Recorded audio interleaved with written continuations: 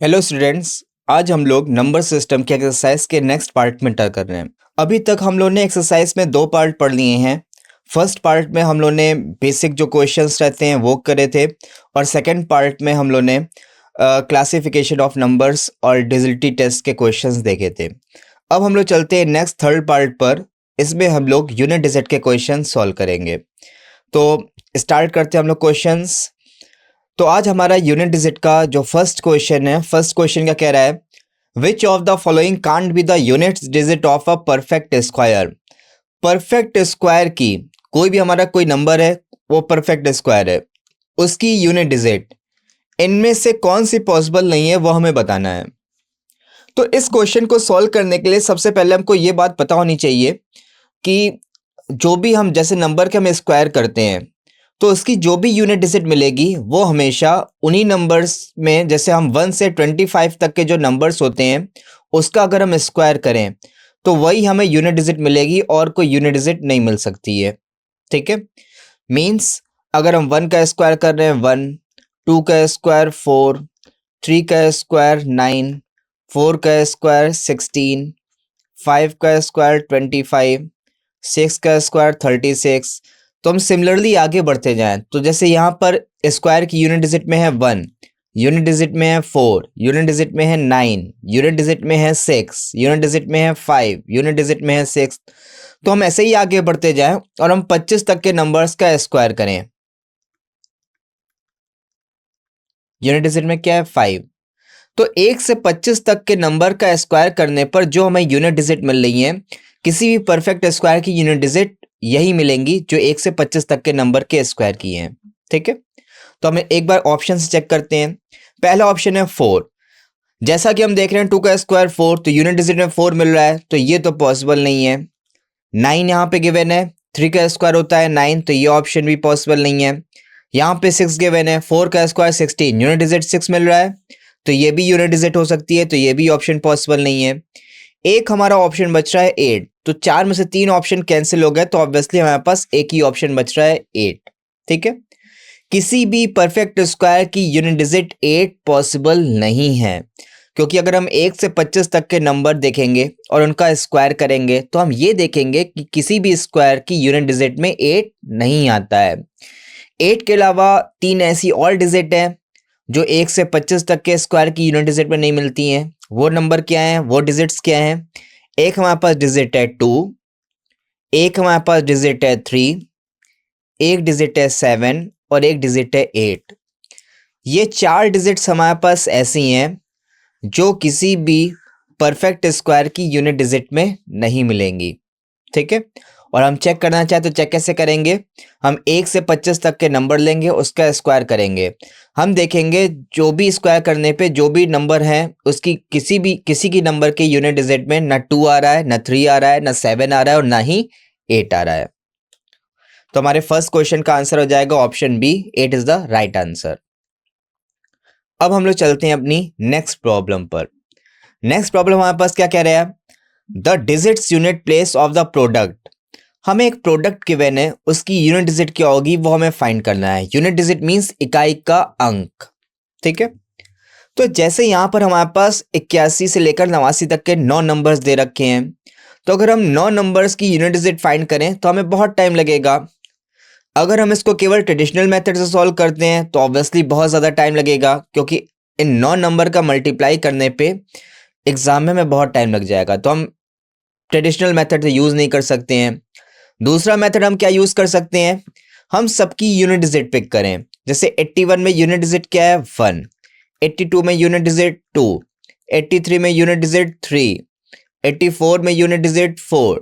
Similarly next 85 आएगा, unit digit 5। Next 86 आएगा, unit digit 6।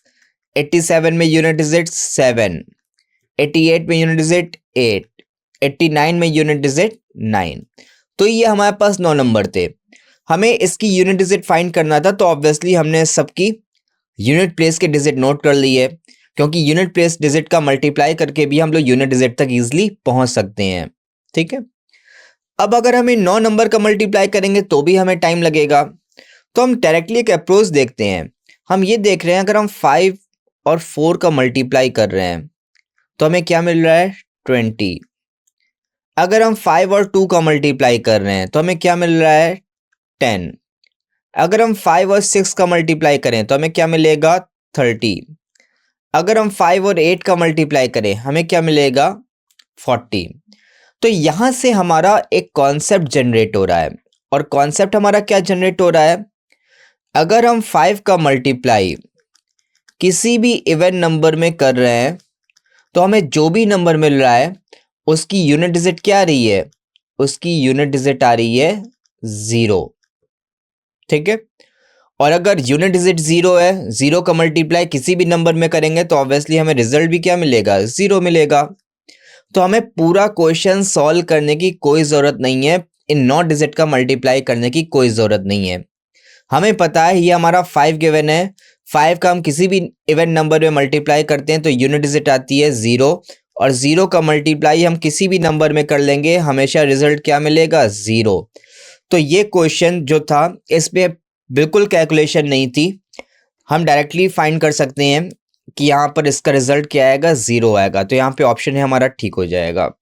तो हम छोटे छोटे कॉन्सेप्ट यूज करके भी अपने क्वेश्चन में इजीली सॉल्व कर सकते हैं, और जिससे हमारा क्वेश्चन में टाइम हमारा कम कंज्यूम होगा। अब हम लोग चलते हैं नेक्स्ट क्वेश्चन पर। नेक्स्ट क्वेश्चन में हमें एक एक्सप्रेशन दे रखा है, इसकी यूनिट डिजिट फाइंड करनी है। तो बेसिकली ये जो हमें क्वेश्चन दे रखा है ये 4 अलग अलग क्वेश्चन है। जैसे ये हमारा एक अलग क्वेश्चन है, ये एक अलग क्वेश्चन है, ये अलग क्वेश्चन है और ये अलग क्वेश्चन है। बस इन्होंने 4 क्वेश्चन को मिक्स कर दिया है और बीच में मल्टीप्लाई का साइन लगा दिया है।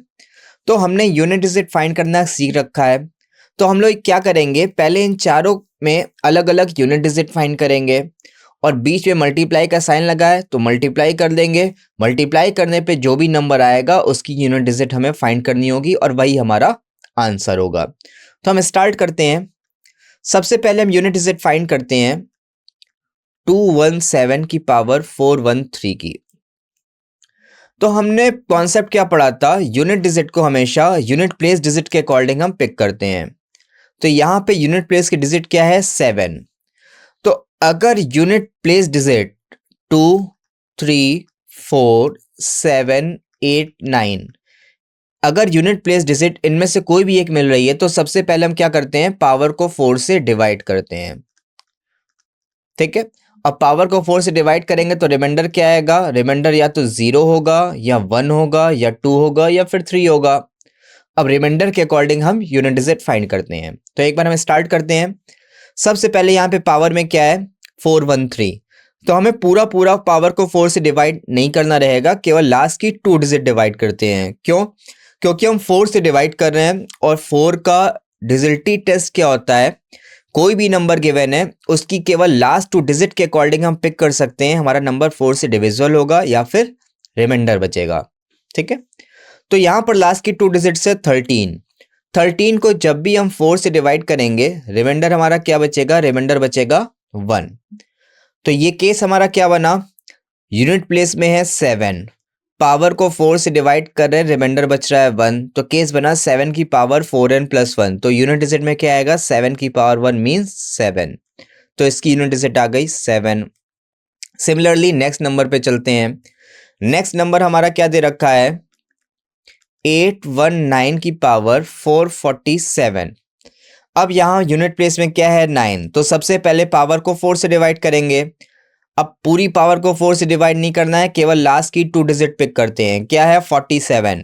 47 को जब भी हम 4 से डिवाइड करेंगे रिमाइंडर क्या बचेगा, रिमाइंडर बचेगा 3। तो केस कौन सा हो गया 9 की पावर 4n + 3। तो इसकी यूनिट डिजिट क्या आएगी 9 की पावर 3। 9 का क्यूब होता है 729, तो यूनिट डिजिट में आ जाएगा 9। तो इस एक्सप्रेशन की यूनिट डिजिट आ गई 9। अब हम लोग चलते हैं नेक्स्ट 414 की पावर 624। तो सबसे पहले हमें पावर को 4 से डिवाइड करना है, तो पावर को 4 से डिवाइड करेंगे, लास्ट की 2 डिजिट क्या है 24। 24 4 से कंप्लीट डिविजिबल है। ठीक है, मींस रिमाइंडर क्या बच रहा है 0। तो केस कौन सा होगा 4 की पावर 4n का। ठीक है, तो हम यहाँ पे ये भी कह सकते हैं अगर 4 की हमारे पास इवन पावर है, या फिर 4 की हमारे पास ऑड पावर होगी। ठीक है, तो एक बार हम इसको पूरे केस बना के देख लेते हैं। 4 केस बनते हैं जब पावर को हम 4 से डिवाइड करेंगे। 4 केस बनेंगे। पहला केस रिमाइंडर 0, दूसरा केस रिमाइंडर 1, तीसरा केस रिमाइंडर 2 और चौथा केस रिमाइंडर 3। यही 4 केस बनेंगे। तो यहां पर हम देख रहे हैं हमारे पास 2 रिमाइंडर इवन है, 2 इवन है और रिमाइंडर 0 का केस है, ये भी इवन है। तो 2 इवन है और 2 ऑड के हैं। तो जो 2 ऑड वाले हैं उसमें हम देखें यूनिट डिजिट 4 की पावर 1 क्या आएगा 4, 4 की पावर 3, 4 का क्यूब कितना होता है 64, तो इसकी यूनिट डिजिट 4। इवन वाले को देखें 4 की पावर 4 कितना होता है 256, तो इसकी यूनिट डिजिट 6। सिमिलरली 4 की पावर 2 यूनिट डिजिट 6।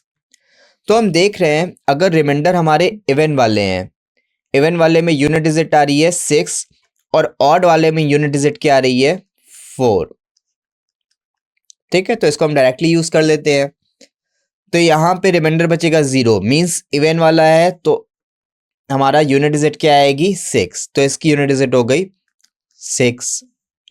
अब चलते हैं नेक्स्ट पैटर्न पर। 342 की पावर 812, वही सिमिलर केस, यूनिट प्लेस में 2 है तो सबसे पहले पावर को 4 से डिवाइड करेंगे। 12 को 4 से डिवाइड करेंगे, कंप्लीट डिविजिबल मींस रिमाइंडर 0। तो केस कौन सा हुआ 2 की पावर 4n वाला, तो यूनिट डिजिट में क्या आएगा 2 की पावर 4, 2 की पावर 4 होता है 16, 16 में यूनिट डिजिट 6, तो इसकी यूनिट डिजिट क्या आ गई 6। तो पहला काम हमने क्या किया, सबकी अलग अलग यूनिट डिजिट फाइंड कर ली। तो फर्स्ट एक्सप्रेशन की यूनिट डिजिट 7, सेकेंड की 9, थर्ड की 6 और फोर्थ की 6। अब हमें इसकी यूनिट डिजिट फाइंड करना है। अब हम पूरी कैलकुलेशन नहीं सॉल्व करेंगे क्योंकि पूरी कैलकुलेशन सॉल्व करने में हमें टाइम लगेगा। हमें यूनिट डिजिट फाइंड करना है तो केवल हम यूनिट डिजिट लेके ही आगे चलेंगे। ठीक है, 7 इंटू 9 कितना होता है 63, 63 में यूनिट डिजिट क्या है 3, तो यहां से यूनिट डिजिट मिल गई 3। 6 इंटू 3 कितना आएगा 18, 18 में यूनिट डिजिट 8, तो यहां से यूनिट डिजिट मिल गई 8। 8 इंटू 6 48, 48 में यूनिट डिजिट क्या मिल गई 8, तो यूनिट डिजिट फाइनली हमारे पास क्या आ गई 8। ठीक है, तो हमने पहले सारे एक्सप्रेशन की अलग अलग यूनिट डिजिट फाइंड करी है, फिर फर्दर उसको सॉल्व किया है। सॉल्व करने पे जो यूनिट डिजिट आएगी वो हमारा आंसर होगा। यहाँ पर इसका डिटेल्ड सॉल्यूशन दिखाया था। यहाँ पे सॉल्यूशन में डायरेक्टली इन्होंने यूनिट डिजिट रखी है। इस एक्सप्रेशन की यूनिट डिजिट आई थी 7, इस एक्सप्रेशन की यूनिट डिजिट थी 9, थर्ड एक्सप्रेशन की यूनिट डिजिट 6 और फोर्थ एक्सप्रेशन की यूनिट डिजिट 6। ठीक है, फिर फर्दर सबका मल्टीप्लाई कर दिया है। मल्टीप्लाई करने पे यूनिट डिजिट क्या आएगी 8। अब हम चलते हैं अपनी नेक्स्ट प्रॉब्लम पर, नेक्स्ट क्वेरी पर। नेक्स्ट हमारी प्रॉब्लम क्या है 137 की पावर 13 की पावर 47। हमें इसकी यूनिट डिजिट फाइंड करनी है। तो यहाँ पर इस क्वेश्चन को अगर हम ध्यान से देखें तो हमारा पैटर्न थोड़ा सा हमें अलग मिलता दिख रहा है। अभी तक हमने जितने भी क्वेश्चन सॉल्व करे हैं डायरेक्टली हमने जो पावर थी उसको डिवाइड किया था, बट यहाँ पे पावर के ऊपर भी पावर ऐड है। तो इस केस में हमें क्या करना है, देखें हमें जो भी रूल है हमें वही सिमिलर रूल फॉलो करने हैं, बस करने का तरीका हल्का सा चेंज होगा। चेंज क्या होगा, पहला स्टेप हमारा क्या रहता है, सबसे पहले हम पावर को 4 से डिवाइड करते हैं। तो यहाँ पे पावर में क्या है, यहाँ पे पावर में है 13 की पावर 47, ये पूरा पावर में दे रखा है। पावर में क्या है 13 की पावर 47। बेस हमारा क्या है, बेस हमारा है 137। ठीक है, तो हमें सबसे पहले क्या करना है, पावर को 4 से डिवाइड करना रहता है, ये हमारा फर्स्ट स्टेप रहता है। तो वही हम काम करते हैं। 13 की पावर 47 की मीनिंग क्या है, 13 का 47 टाइम्स मल्टीप्लाई।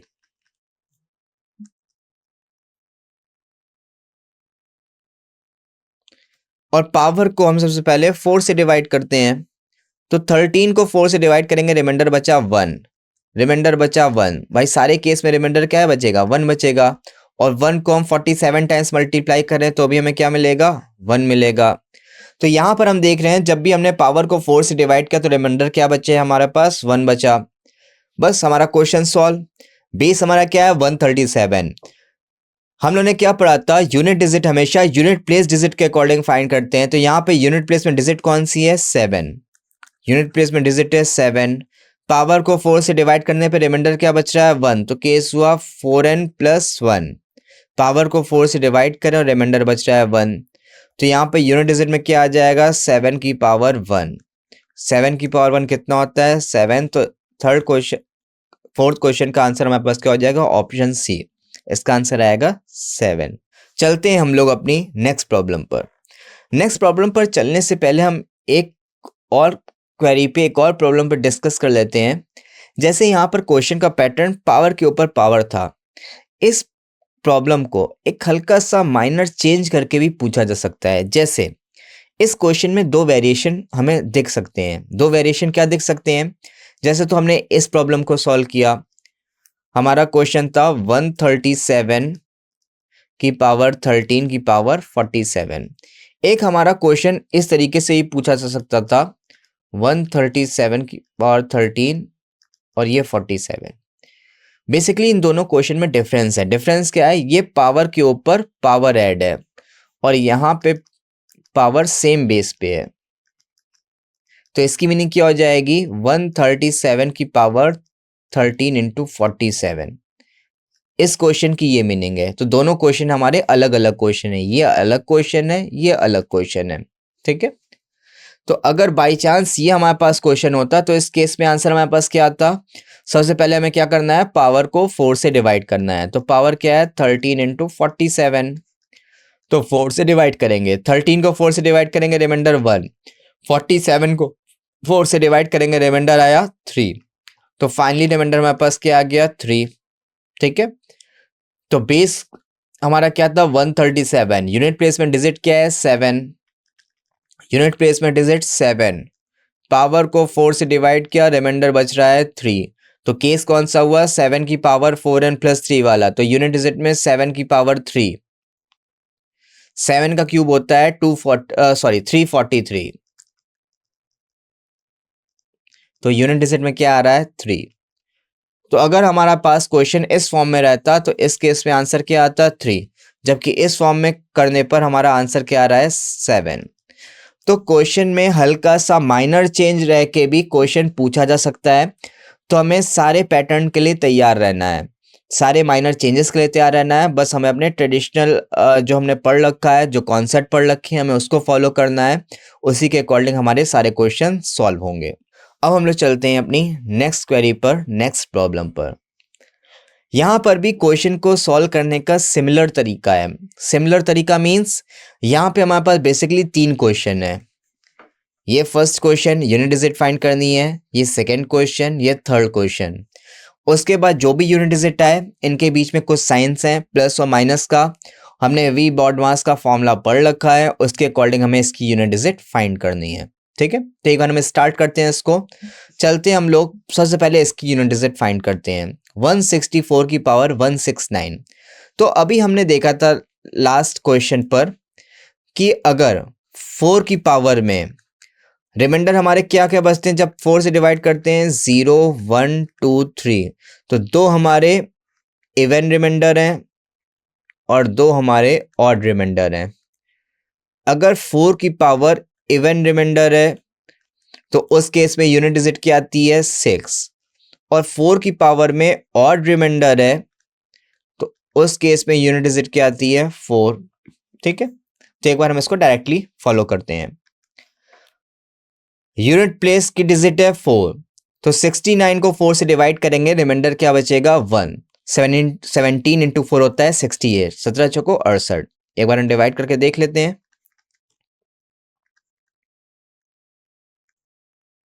रिमाइंडर क्या बच रहा है 1। तो 4 की पावर ऑड रिमाइंडर है तो यूनिट डिजिट में क्या आएगा 4, तो इसकी यूनिट डिजिट हो गई 4। बीच में प्लस का साइन है, प्लस लगा देते हैं। अब यहाँ पे यूनिट प्लेस की डिजिट क्या है 3, तो सबसे पहले पावर को 4 से डिवाइड करेंगे। पावर में है 37, हमें पूरी पावर नहीं देखनी है, बस लास्ट की 2 डिजिट्स देखनी है, क्योंकि यही 4 का डिजिलिटी रूल है, यही 4 का डिजिलिटी टेस्ट है। 37 को 4 से डिवाइड करेंगे, रिमाइंडर क्या बचेगा 1। तो केस कौन सा हो जाएगा 3 की पावर 4n प्लस 1। आगे कोई भी डिजिट हो हमें मतलब नहीं, यूनिट प्लेस में क्या आ रहा है 3, तो इसकी ये मीनिंग है। पावर को 4 से डिवाइड कर रहे हैं, रिमाइंडर बच रहा है 1, तो केस हुआ 3 की पावर 4n प्लस 1, तो यूनिट डिजिट में 3 की पावर 1 3 आ जाएगा। बीच में साइन है माइनस का, 727 की पावर 726। तो सबसे पहले पावर को 4 से डिवाइड करना है, तो 26 को 4 से डिवाइड करेंगे, रिमाइंडर क्या बचेगा 2। तो केस हो जाएगा 7 की पावर 4n प्लस 2 मीन 7 की पावर 2, और 7 की पावर 2 होता है 49। 49 में यूनिट डिजिट 9, तो ये यूनिट डिजिट हमें मिल गई 9। तो हमें फाइनली एक्सप्रेशन मिल गया 4 + 3 - 9। अब हमने एक वी बॉड मास का फॉर्मूला पढ़ रखा है, वी बॉड मास का कॉन्सेप्ट पढ़ रखा है। वी मीन्स वैनकुलम, वैनकुलम की meaning bar, B for bracket, O means of, और ऑफ की मीनिंग होती है multiply, D for division, M for multiplication, A for addition and S for subtraction. तो ये हमें जिस ऑर्डर में मिलता है हम उसी ऑर्डर में सॉल्व करते हैं। तो यहाँ पे हमें पहले क्या मिल रहा है प्लस, तो इस कॉन्सेप्ट में पहले एडिशन आता है तो पहले हम एडिशन को सॉल्व करेंगे, फिर सब्सट्रैक्शन आता है तो फिर सब्सट्रैक्शन को सॉल्व करेंगे। तो पहले हम इस पार्ट को सॉल्व करते हैं। 4 + 3 हुआ 7, 7 - 9। अब देख रहे हैं हम 7 - 9 करेंगे तो हमें -2 मिल जाएगा, लेकिन यूनिट डिजिट कभी निगेटिव नहीं होती है। ये एक जनरल सब्सट्रैक्शन है, जनरल घटा रहे हैं हम लोग। जैसे अगर हम लोग घटा रहे हैं 126 में हम 88 सब्सट्रैक्ट कर रहे हैं, तो अगर हम 6 में से यहाँ पे 8 सब्सट्रैक्ट करते हैं तो क्या -2 लिखते हैं क्या? -2 तो लिखते नहीं है। तो यहाँ पे भी तो हम कुछ वही काम कर रहे हैं। हम क्या करेंगे, बगल वाली डिजिट से 10 कैरी लेंगे। तो जब 10 कैरी लेंगे 10 + 6 हो जाएगा 16, और 16 में से 8 सब्सट्रैक्ट करेंगे क्या आएगा 8। ठीक है, यहाँ पे क्या बचा 11, 11 में से 8 सब्सट्रैक्ट करेंगे क्या आएगा 38। तो यहाँ पे जो हम बेसिकली काम कर रहे हैं सिमिलर काम कर रहे हैं। ये हमने यूनिट डिजिट ले रखी है भाई, आगे भी तो कोई डिजिट्स होंगी। ठीक है, तो यूनिट डिजिट कभी हमेशा निगेटिव नहीं मिलती है, तो अगर निगेटिव मिले तो हमें सिमिलर कॉन्सेप्ट को फॉलो करना है। ठीक, तो 7 में से 9 सब्सट्रैक्ट करेंगे, -2 तो लिखेंगे नहीं भाई, आगे भी कोई डिजिट होगी, तो हम क्या करते हैं 10 कैरी लेते हैं। तो 10 कैरी लेंगे, 10 + 7 हो गया 17, और 17 में से 9 सब्सट्रैक्ट करेंगे क्या आएगा हमारे पास 8। तो इस क्वेश्चन का आंसर हमारे पास आ जाएगा 8। ठीक है, और ये हमने कोई नया कॉन्सेप्ट नहीं पढ़ा है, ये जनरल रूल है। ठीक, सब्सट्रैक्शन का जनरल रूल होता है कि जब हमारे पास ऊपर छोटी डिजिट होती है तो बगल वाली डिजिट से हम 10 कैरी लेते हैं, उसके बाद हम फर्दर सॉल्व करते हैं। ठीक है, चलते हैं हम लोग अपनी नेक्स्ट प्रॉब्लम पर। यहां पर इसका डिटेल्ड सॉल्यूशन है, -2 आ रहा है, तो -2 को प्लस में कन्वर्ट करने के लिए बेस 10 का रहता है तो 10 ऐड कर देते हैं, तो बेस हमारा क्या आ जाएगा 8। तो यूनिट डिजिट हमें क्या मिल गई 8। अब चलते हैं हम लोग अपनी नेक्स्ट प्रॉब्लम पर।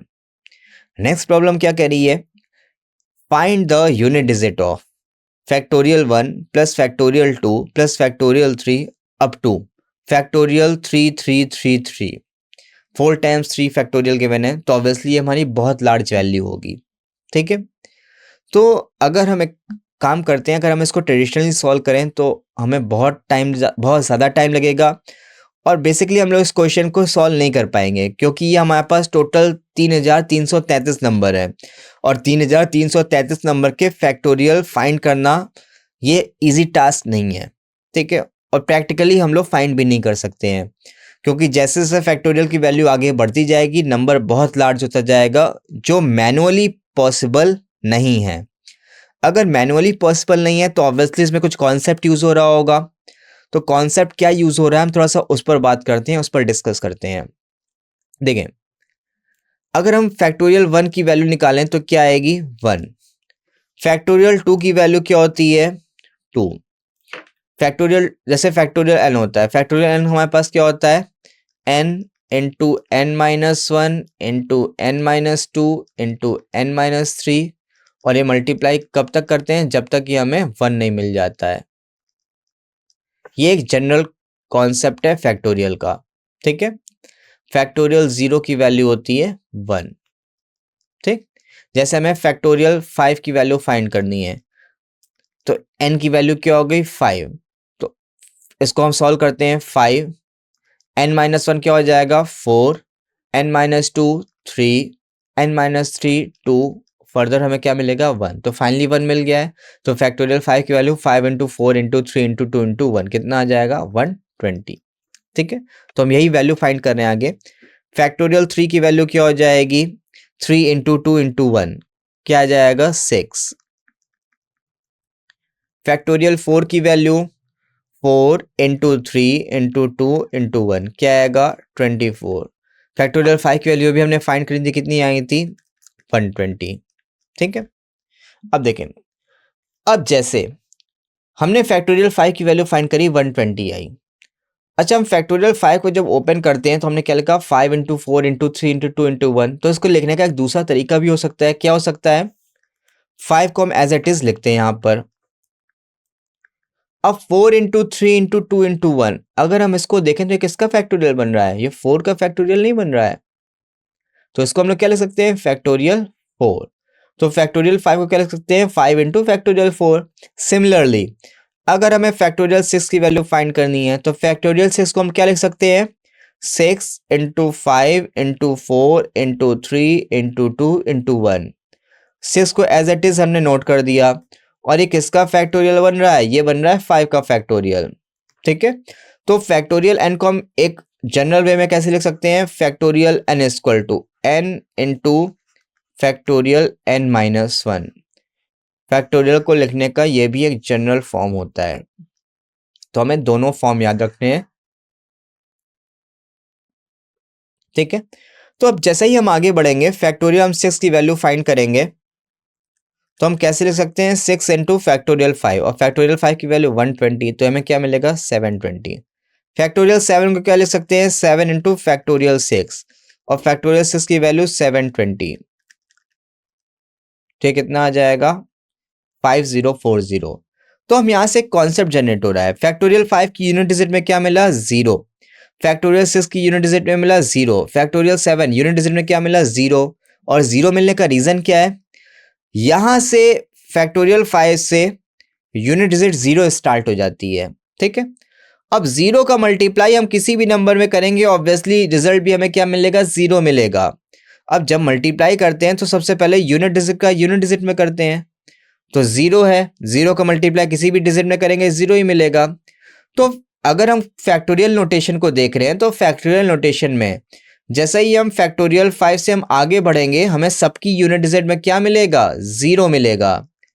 रीजन क्या है, फैक्टोरियल 5 की यूनिट डिजिट 0 मिलती है, तो जैसे ही हम फैक्टोरियल 5 से आगे बढ़ना स्टार्ट करेंगे सबकी यूनिट डिजिट में क्या मिलेगा 0 मिलेगा। तो हमारा क्वेश्चन आधा तो यहीं सॉल्व हो गया। फैक्टोरियल 5 और उसके आगे जितने भी नंबर आएंगे फैक्टोरियल सबकी यूनिट डिजिट क्या हो गई 0। ठीक है, तो ये क्वेश्चन तो हमारा खत्म, सबकी यूनिट डिजिट 0 आ गई। हमें केवल इतना क्वेश्चन सॉल्व करना है फैक्टोरियल में। ठीक है, तो इसको हम देख लेते हैं।